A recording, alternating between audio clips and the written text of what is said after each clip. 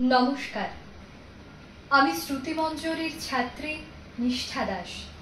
সর্বভারতীয় সঙ্গীত ও সংস্কৃতি পরিষদের জেলাভিত্তিক অনলাইন সাংস্কৃতিক প্রতিযোগিতা 2025-এ আমি অংশগ্রহণ করছি। আমার বিষয় আবৃত্তি, বিভাগ ঘ। আমার আজকের নিবেদন বিশ্বকবি রবীন্দ্রনাথ ঠাকুরের লেখা খেয়া কাব্যগ্রন্থের অন্তর্গত কবিতা কৃপণ। আমি ভিক্ষা করে ফিরতেছিলেম গ্রামের পথে পথে। তুমি তখন চলেছিলে তোমার স্বর্ণরথে। অপূর্ব এক স্বপ্ন সম লাগতেছিল চক্ষে মম। কি বিচিত্র শোভা তোমার, কি বিচিত্র সাজ। আমি মনে ভাবতেছিলেম, হে কোন মহারাজ? আজি শুভক্ষণে রাত পোহালো, ভেবেছিলেন তবে আজ আমারে দ্বারে দ্বারে ফিরতে নাহি হবে।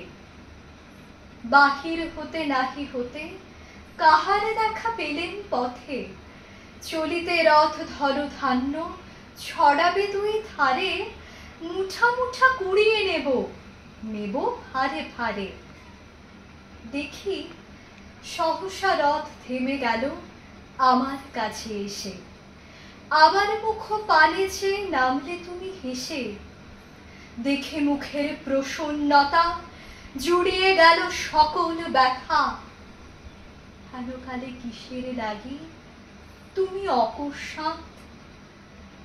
আমায় কিছু দাও গো, বলে বাড়িয়ে দিলে হাত। মরি, এ কি কথা রাজাধিরাজ? আমায় দাও গো কিছু। শুনে ক্ষণকালের তরে রইল মাথা নিচু। তোমার কি বা অভাব আছে এখানে ভিক্ষুকের কাছে? এ কেবল কৌতুকের বশে আমায় প্রবঞ্চনা। ঝুলি হতে দিলেন তুলে একটি ছোট কণা। যবে পাত্রখানি ঘরে এনে উজাড় করি, এ কি ভিক্ষা মাঝে একটি ছোট সোনার কণা দেখি।